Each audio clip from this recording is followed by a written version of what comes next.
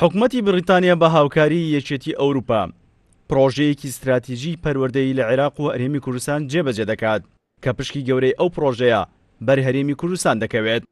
وەزیری پەروەردەی حکومەتی هەرێمی کوردستانش ئاشکرای دەکات لە ماوەی 3 ساڵدا ئەو پرۆژەیە جێبەجێ دەکرێت و یەکێتی ئەوروپاش پاڵپشتی دارایی ئەو پرۆژەیە دەکات بۆ بەرزکردنەوەی تواناکانی خوێندن و باشترکردنی کوالیتی و یەکسانی لە خوێندندا.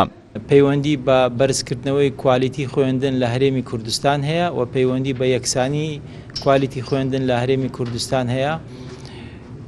زیاتر تاوی ئەو پرۆژەیە ماوەی 3 ساڵ دەخایەنێت، یعنی لە ئێستاوە بۆ 3 ساڵ بەردەوام دەبێتن لە بۆ هەموو عێراقە طبیعی، بەڵام زیاتر تەرکیز لەسەر هەرێمی کوردستان دەکرێت. ئەو پارەیە کە لەلایەن ئیتحادی ئەوڕۆپی لەلایەن یەکێتی ئەوڕۆپاوە بۆ ئەنجومەنی بەریتانی تەخسیس کراوە بۆ ئەو پرۆژە استراتیژیە بریتیە لە 14.5 ملیۆن یۆرۆ. لێرە بەشێکی باش بەر هەرێمی کوردستان دەکەوێت.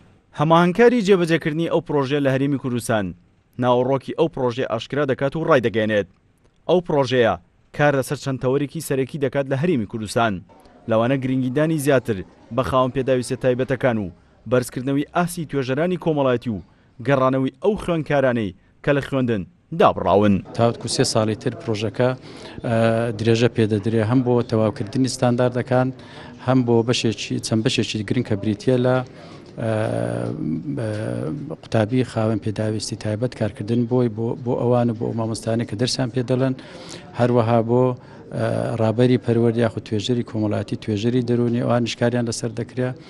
بەشێکی تری بریتیە لە بۆ ئەو قوتابیانەی کە لە قوتابخانە دابڕاون کاریان لەسەر دەکرێت چۆن گەڕێنەوە قوتابخانە بە چ شێوازێک بتوانن درێژە بە خوێندنکانیان بدەن.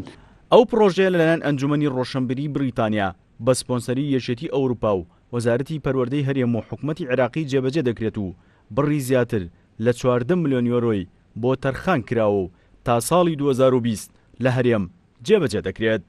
سیروە حوسێن، کورسات نیوز، هەولێر.